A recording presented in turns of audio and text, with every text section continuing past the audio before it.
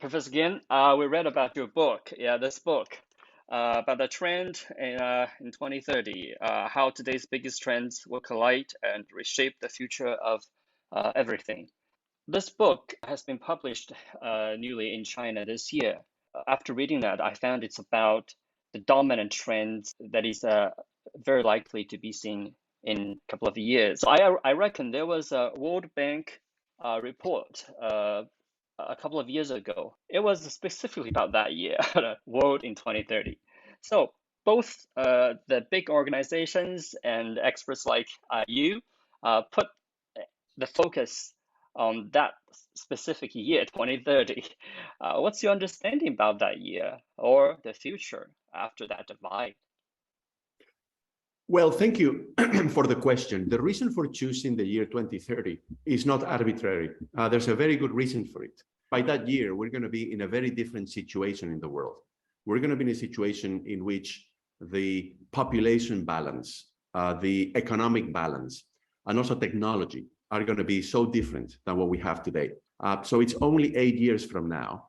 And essentially what's going to happen is that we're going to see major population shifts in the world, in the centers of gravity of population, away from East Asia and Europe towards South Asia and Africa. But not only that, also what we're going to see is a change in the age structure of the population. We're going to see that for the first time, the largest market for consumption is going to be people above the age of 60. That's also very different. So for the longest time, the younger age groups were always the biggest segment in the consumer market. And then the other big thing that we're going to see is that by that time, I think China will finally be the largest economy in the world. It will also be the largest consumer market, but not for long, because by the year 2040, India will become even bigger than China. So in other words, I think the world we're going to be in the year 2030 is going to be so different from the one that we are in today that it makes sense to think about that year as a turning point in history.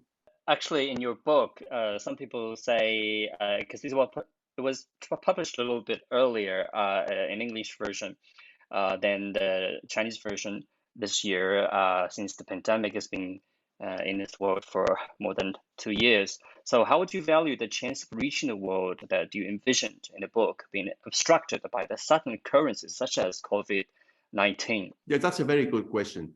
And the book came out in English in the United States about 8 months after the pandemic started. It came out in September of 2020. And that enabled me to make a few changes in the book based on the pandemic and also to add an epilogue. And look, the answer to your question is actually very simple, because the pandemic, COVID-19 for the most part, has accelerated pre-existing trends. It's not the kind of pandemic that has changed trends, that has derailed trends. What it has done is magnified the effects of pre-existing trends. And let me just give you a couple of examples. One is a decline in fertility in the world. Well, the pandemic has led young couples to postpone having children. And therefore, what we've seen is an acceleration of that trend in the decline of fertility. And whenever you see a decline in fertility, you also see an acceleration then of population aging. The structure of the age structure of the population as well changes. The other thing that I think is really, really important to keep in mind is that the pandemic has also exacerbated, has magnified another very important pre-existing trend, that towards inequality in the world. Inequality between rich and poor, inequality between those who can use technology and those who cannot use technology, inequality between men and women. And so the pandemic has accelerated yet another very important trend in the world, which was inequality. Do you envision that the pandemic influence to the world, to our lifestyle, for example, the work from home will prevail in a couple of years to 2030?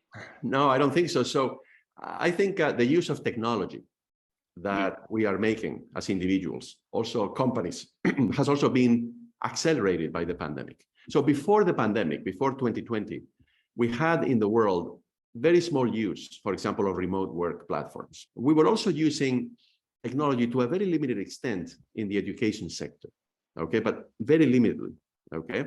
And finally, we were also using platforms and marketplaces and so on to purchase things, okay? Now, the pandemic has accelerated that we went from 1 or 2 or 3% of work being done remotely to about 50%, which is all of the people who can work remotely. Because remember, there's some people who have to show up for work. They have to go to a construction site. They have to go to a factory. They have to be driving a truck or a bus. It has also increased the use, of course, of technology in education. I can tell you in education, I worked at the University of Cambridge. We are not going back to the classroom 100%.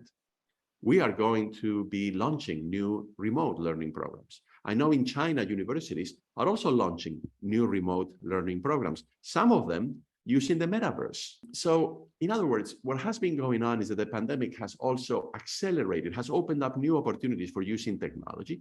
And I don't think we're going to go back to where we were in November of 2019.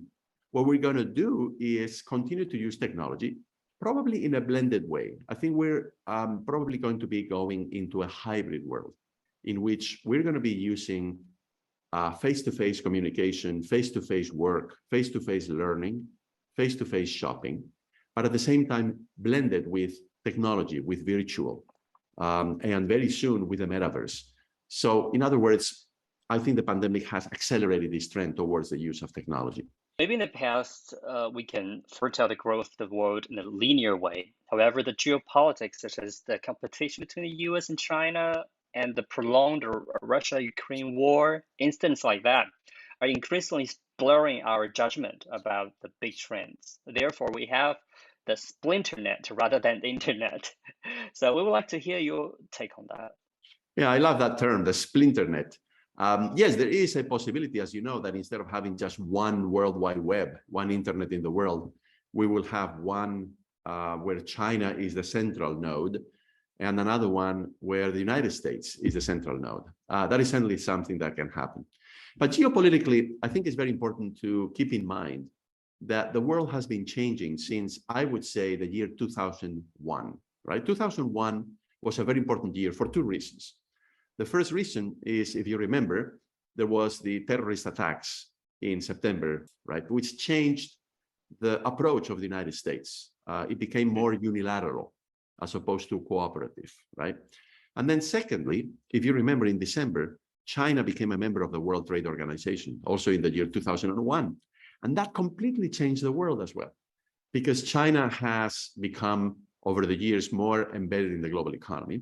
But China has also accumulated more capital, has accumulated more resources, has become not just a manufacturing powerhouse, but also a service and technological powerhouse. And as a result of that, the world has been changing. And remember that even before the beginning of the pandemic, we already had trade wars. We already had frictions in the world. Now, the pandemic has, I think, once again, accelerated things for one very important reason, I think, which is that the US and Europe on the one hand and China on the other have taken very different ways in terms of dealing with the pandemic, right? And that, I think, has contributed to the bifurcation, to the divergence between, on the one hand, Europe and the United States, and on the other, China. Among the trends, which do you think shall define our expectations about 2030?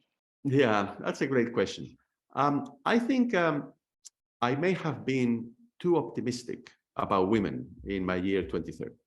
Remember that I predict in the book that by the year 2030, more than half of the wealth in the world will be owned by women. The problem is that the pandemic has hurt women more so than men. And the reason, as you know, is because, yes, many women were able to work from the home. However, at least in the United States and Europe, many had to withdraw from the labor market. They stopped working because they couldn't at the same time also pay attention to the children. So women have suffered quite a bit. I would say, proportionally speaking, more so than men because of the pandemic. So some of the projections that I made about women in the next 8 years or so, perhaps were a little bit too optimistic. But if it doesn't happen by the year 2030, I think the position of women will have improved by the year 2032 or 2034. Because as you know, that is a trend that is going on, driven by one very important force, which is that now women have access to education. And they tend to get better grades than men, than you and I. in school. This is certainly the case in the United States. I think it's also the case in many other countries around the world. And so women now have more power and more control over their lives. And quite importantly, they're getting an education. So I think we will continue to see this progress by women, although, as I just mentioned, slowed down by the pandemic. Maybe this is not in your book, but we know that just a couple of these days, the anti-abortion bill in the US has been a big rouse in the world, and everybody's talking about that. It's part of the critical women's right. So what's your view on that? Well, I think it is a very, very important moment in the United States, because after 50 years, right, nearly 50 years of having abortion legal by the decision of the Supreme Court in 1973, now we see that that legal precedent has been set aside, has been destroyed. And we are going back to a situation in which each of the 50 individual states in the United States has now the ability to legislate about abortion. But I think it's very important to also remember that the world has changed in the last 50 years, that we're no longer in 1970, when there were, for example, the accessibility of contraceptives wasn't as widespread, right? Because contraceptives had just been invented, if you remember, in the 1960s. Not only that, we also have now the opportunity to perform the so-called medical abortions at home with pills, right? So that wasn't available in 1970. So there are other ways in which we can somewhat reduce the impact, but I would agree with you that it's a big impact, and it is something that breaks with the flow of history in terms of enabling women to have more control over their lives. This is a step back in terms of women having more freedom and having more control over the decisions that they can make in their lives. You know, the landscape, the political landscape in the United States continues to change. We shall see what happens, but it is certainly a big change. Is global warming one of your focused concerns? Yes, in the book, I dedicate an entire chapter to cities, because I think global warming is primarily a problem about cities. We have in the world now nearly 80% of the population living in cities, and cities contribute most of the carbon emissions. Cities consume a lot of resources. You need to bring those resources like food and water and raw materials to the cities. And cities, as you know, can be very polluting, can be very inefficient. They have grown immensely. And so I decided to deal with the problem of climate change as part of the chapter in the book that deals with cities. And let me just also tell you what I think is the only way forward when it comes to climate change. We need investments in technology so that we can liberate ourselves from fossil fuels, that's for sure. I think we also need agreements among governments so that we have a coordinated global approach to the problem. But I also believe that people like you and I, as consumers, we need to do more. We are too wasteful. We oftentimes purchase things that we don't need. We throw away in the United States, for example, 30% of the food. Let's not forget, the agricultural sector, including the distribution, the transportation of food, is the single biggest contributor to global warming. Maybe in the past few years, we haven't seen the searching or the defining moment of the explosion of the EVs, electric vehicles. Nowadays, especially from last year, we can see the prices of the batteries and the producers and the electric car manufacturers are really booming and are welcomed sort of like in a market. So how do we evaluate the trend? You know, how do you see the trend and the future of cars? Well, look, I think electric vehicles should be part of the future. And there are, unfortunately, several bottlenecks right now that are preventing the electric vehicle, you know, the demand for electric vehicles to grow. some of those bottlenecks have to do with disruptions to the supply chains as a result of COVID-19. As you know, there's a shortage of semiconductors right now for automobiles, for chips. And that is affecting both electric vehicles and also traditional internal combustion engine vehicles. I think the good news is that we're seeing more and more traditional companies, especially Japanese and European ones, but also the American ones, committing to switching to electric within the next 10, in some cases 15 years or so. And then we have another big bottleneck, which is the infrastructure. Where do people recharge their batteries? As you know, many people are a little bit distrustful of electric vehicles because they don't like the fact that once you run out of battery, you have to stop for, a couple of hours or 3 hours to recharge it, and maybe there's no recharging station nearby. But what I think we need to do is to invest in the infrastructure, to switch from gas stations, as we call them in the United States, to electric charging stations. We also need, I think, to think carefully about where do we want to place our bigger efforts. So it might be the case that we want to put more of our efforts, for example, on delivery trucks, right? Because there are now, with the internet and with digital shopping, there's so many trucks, right? In New York City, in Manhattan these days, you see more Amazon trucks and Ubers than you see private automobiles, right? So in other words, I think we also have to look for strategic ways to grow the fleet, the acceptance of electric vehicles. And one of them could be to encourage rental companies, for example, to just have electric vehicles. I think we should also try to encourage companies with very large fleets of commercial vehicles, delivery vehicles, like Amazon or Alibaba and so on, to also invest in electric vehicles.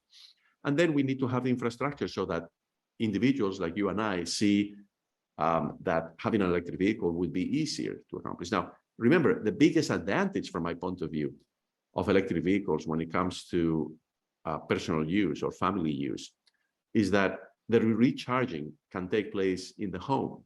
So it has all of the advantages. I think we should move in that direction, but unfortunately, there are many bottlenecks. Apart from all the trends that you emphasize in your book, it seems you didn't touch the anti-racist movements like the sweeping Black Lives Matter protests in the US and the West. Is it going to still matter in 2030 as you provision? Yeah, so I didn't deal specifically with the Black Lives Matter movement because the book is about other topics. However, I did cover over a few pages in, I believe it's the first chapter of the book, the fact that the American population, as well as the population in some European countries, is becoming more diverse. And I made a projection based on US government data that by the year 2030, the groups that in the United States today we call minorities are going to become more than half of the population in the younger age group, below the age of 35. That means there's going to be a change in the economy. There's going to be a change in consumer patterns. There's going to be a change in lifestyles. And eventually there will be a change in politics. But nobody knows whether that's going to benefit one party or the other party, in the US at least, right? But what is very clear is that race, ethnicity, national origin, in part because of immigration, is going to change the landscape in countries such as the United States or the UK or France. Okay, thank you, Professor. We know that your book is published in China, and so you will have lots of Chinese readers this year talking about your book, and they have to notice that you mentioned China several times in the book, mostly about sharing economy and about technology. But as to the social structure, how would you comment on the socialist China and its business model as compared with the future of capitalism in the West? As Fukushima Fosun said in the past, that the West and China may, finally sort of collide or may go into the same direction, get close to each other. However, when asked if the West will take China's model or not, he definitely disapproved of that idea. I think, most of us grew up in a world that was defined by two competing systems. That was capitalism and democracy in the West. And then you had Soviet communism, right? Now, China is a different system than either of those two. But there's also something really important that has changed. China and the United States are actually very interrelated, right? So China is, along with Japan, the largest purchaser of US Treasury bonds, right? China is a very, very important source of raw materials for the United States and manufactured goods. So what is different now, as opposed to the bipolar world prior to 1989, when the US was competing with the Soviet Union, is that now we have China. China has a different system, one which combines market-based principles and more government intervention. So you can call it capitalism or socialism with Chinese characteristics, or we can call it a market system with Chinese characteristics. But more importantly, that the US and China have a relationship which is financial, it's economic, which didn't exist between the United States and the Soviet Union. What I make of this situation is that the future of the world really depends on China and the United States understanding each other. I don't think the solution is for China and the United States to be in conflict. What we should try to do is to find areas for common understanding, and we should cooperate. We should talk to each other. We should try to look for solutions. That, I think, is my answer to your question. Do you think the values that built the West will have to be tested to the breaking point? There is a lot of debate in the United States, in Europe, about values and about policies, yes, and all of that. And we were commenting earlier on abortion and how, for example, in the United States, public opinion is divided, although, as you know, there is seemingly a majority in public opinion in favor of keeping abortion legal. But when it comes to many other issues, there's also debates. I think what is important is to understand the extent to which a political system, such as the one that we have in Europe or the United States, can work properly in other parts of the world. But at the same time, I would say that we should all in the world try to agree on certain basic values. For example, peace, right, as opposed to war, right?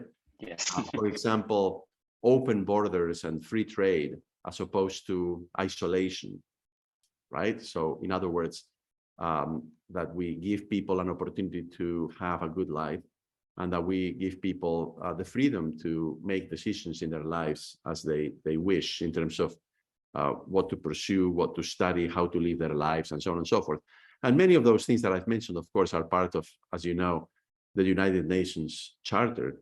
And most countries in the world, of course, observe those values, perhaps not perfectly to 100%, but they all try to observe those values. So I think we need to move in that direction and make sure that parts of the world where there's war, parts of the world where there is rampant inequality, parts of the world where politicians, governments are not working as hard as they should to improve the situation of their populations, that's what we need to change in the world. Thank you, Professor. In your book, one of the main topic is also about the population trend. You think that's important, and in this World Bank report, allow me to read a little bit of that conclusion.